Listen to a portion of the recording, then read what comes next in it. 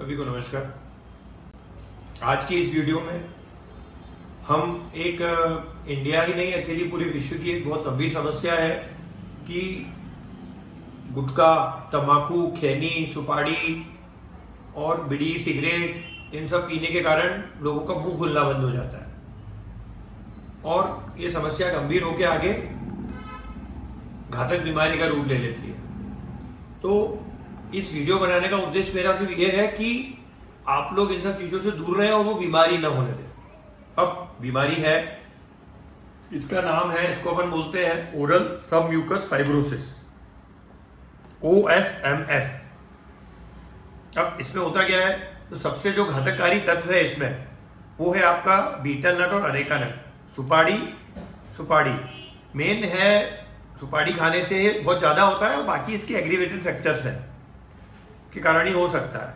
अब आपने देखा होगा, आपके आसपास भी कुछ लोगों को होगा, बिल्कुल माउथ ओपनिंग बिल्कुल खत्म हो जाती है, गाल बिल्कुल स्टफ हो जाते हैं, कड़क हो जाते हैं और खाना भी नहीं खा पाते, खाना चबा नहीं पाते और बार बार छाले हो जाते हैं उसके चक्कर में। तो ये सब जो है वो ओरल सब म्यूकस फाइब्रोसिस के लक्षण हैं। हाँ, ये एक बीमारी है जो थोड़ी गंभीर हो सकती है अगर इसको अपन नहीं देखा जाए, या प्राथमिक कंडीशन में इसको अगर नहीं देखा जाए तो वो गंभीर हो सकती है। बट हाँ, अगर इसके अपन को ग्रेड 1 या ग्रेड 3 स्टेज तक भी अपन इसको अगर अपन पकड़ लेते हैं या वो पेशेंट ट्रीटमेंट के लिए आ जाते हैं तो इसको अपन कुछ हद तक मतलब अपन इसको ट्रीट कर सकते हैं और रिवर्स भी कर सकते हैं। मतलब कोई पूछे कि ये रिवर्सिबल है या नहीं है, तो अगर अपन अर्ली स्टेज में इसको पकड़ लेंगे तो ये बिल्कुल रिवर्स होने के बिल्कुल है और आगे घातक बीमारी या कैंसर होने के चांसेस बिल्कुल आपको नहीं हो सकते। आप बच सकते हो इन सब चीज़ों से, है ना। अब क्या होता है, क्यों होता है, आप सुपारी खा रहे हैं, तंबाकू खा रहे हैं और साथ में आपकी इम्यूनिटी कमज़ोर है, आप आयरन का भोजन कम ले रहे हैं, मल्टीविटामिन आप नहीं खा रहे हैं आपके भोजन में, तो ये आपको होने के चांसेस हैं। तो इस वीडियो में मैं आपको पूरी चीज़ें बताऊंगा कि OSMF की स्टेजेस क्या होती है और उसका उपचार भी क्या होता है। उपचार के बारे में भी अपन इस पर डिस्कस करेंगे और कुछ घरेलू उपचार भी आपको बताएंगे कि आप क्या करें और क्या ना करें जिससे आप इससे बच सकते हैं या आपकी जो बीमारी हो गई है तो उसको आप रिवर्स ला सकते हैं, है ना। अब अपन इसकी OSMF की स्टेजेस की बात करेंगे। तो एक जनरली आपने देखा होगा कि माउथ ओपनिंग को फिंगर से नापते हैं। जनरली क्या होता है, इंटर ऑक्लूजल डिस्टेंस बोला जाता है इसको। अब इंटर ऑक्लूजल डिस्टेंस क्या होता है, आप जब आप मुंह खोल रहे हैं तो ये, तो नॉर्मली क्या होता है, 4 फिंगर माउथ ओपनिंग एक नॉर्मल मानी जाती है, उसको अपन बोलते हैं नॉर्मल माउथ ओपनिंग को 35 mm तक होती है। नॉर्मल माउथ ओपनिंग 35 mm होती है। अब जब OSMF हो जाता है तो स्टेज 1 जो होती है तो उसमें आपकी जो माउथ ओपनिंग है वो 25 mm तक रह जाती है। तो आपकी नॉर्मल अपनी स्केल से नाप सकते हैं, स्केल लेंगे, स्केल से नाप लेंगे इंटर ऑक्लूजल डिस्टेंस कितना है या कितना मुंह खुल रहा है, या फिंगर से भी नाप सकते हो, फिंगर के बाद आप उसको नाप लें। अब स्टेज 2 में अगर आप पहुंचे तो वो 15 mm तक रह जाती है और स्टेज 3 जो सीवियर कंडीशन है वो 10 mm से भी कम हो जाती है। ये तो अपन एक इंटर ऑक्लूजल डिस्टेंस के हिसाब से अपन ने इसका एक क्लासिफिकेशन बताया। अब एक क्लिनिकल स्टेज के हिसाब से भी इसका क्लासिफिकेशन होता है। इसमें क्या होता है, इसमें आपकी जो बीमारी की सीवियरिटी है वो हम बताएंगे। तो इसमें क्या 2 चीजें होती है, stomatitis and blanching. Stomatitis means आपका जो गाल है, गाल की जो चमड़ी है उसमें स्वेलिंग आ जाना, तो उसको अपन स्टोमेटाइटिस बोलते हैं। और ब्लांचिंग मीन्स अंदर जो गाल है उस पर सफेद पर्द जम जाना। अब जब स्टेज 1 होता है तो उसमें स्टोमेटाइटिस होता है पर ब्लांचिंग बहुत कम होती है या वो शुरुआती लक्षण होती है, एक आध जगह थोड़ा बहुत दिखाई देता है। हाँ, पर मसूड़ा फूला, मतलब आपका जो है वो गाल है वो थोड़ा फूला रहता है और नमक मिर्ची खाने में थोड़ी सी दिक्कत आने लगती है, या जो स्वाद आना है मेनली वो स्वाद आना आपका चला जाता है। अब स्टेज 2 में क्या होता है, स्टेज 2 में आपके गालों पे बैंड बनने लगते हैं। ब्लांचिंग जो है वो होती है, सफेद जो लेयर्स है उसको जो हम ब्लांचिंग बोलते हैं वो भी बढ़ जाती है और फाइब्रस बैंड बढ़ जाते हैं और पैचेस थोड़े से ज़्यादा हो जाते हैं और आपको पहले स्वाद नहीं आ रहा था, अब नमक खाने पे भी आपको थोड़ी दिक्कत होने लगती है, मिर्ची खाने पे थोड़ी दिक्कत होने लगती है।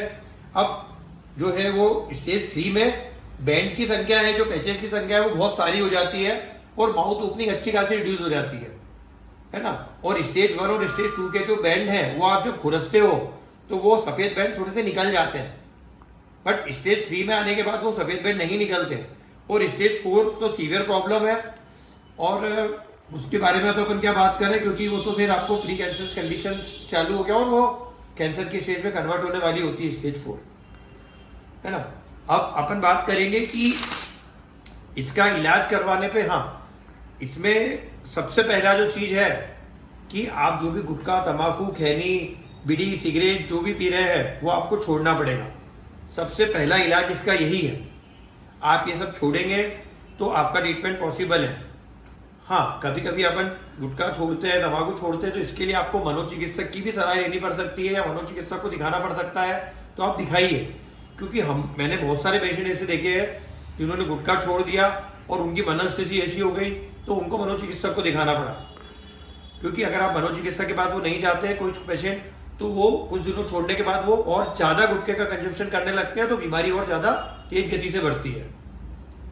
इसके लिए वो ध्यान रखें। और मैं आपको एक होम रेमेडीज बताता हूँ कि आप क्या क्या ले सकते हैं। देखिए, सबसे पहले जो कैप्सूल है, एक अपन पहले कैप्सूल के बारे में बात कर ले, तो कैप्सूल है वो लाइकोपिन, उसमें अल्फा टेकोफेरॉल और बीटा कैरोटीन इस कैप्सूल में होना चाहिए जो अपन खाते हैं। और घरेलू ट्रीटमेंट में क्या है कि एंटीऑक्सीडेंट आपको सबसे ज़्यादा देना है, तो आप डेली कम से कम 1 ब्लैक टी ले, टमाटर खाएं, और हल्दी का जो पाउडर है वो आप अपने गालों पे अंदर से लगाएं। और माउथ ओपनिंग एक्सरसाइज, फिजियोथेरेपी जिसको अपन बोलते हैं, माउथ ओपनिंग एक्सरसाइज वो सबसे जरूरी है, कंपलसरी है।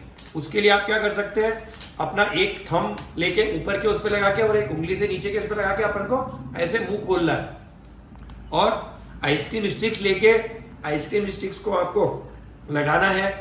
एक एग्जांपल के तौर पे, जैसे फर्स्ट डे पे आपने 7 आइसक्रीम स्टिक लगाई और आपके मुंह में लग गई, तो एक हफ्ते के बाद 8-9 ऐसे उसकी विड्थ बढ़ाती जानी है और आइसक्रीम स्टिक लगा के रखना है।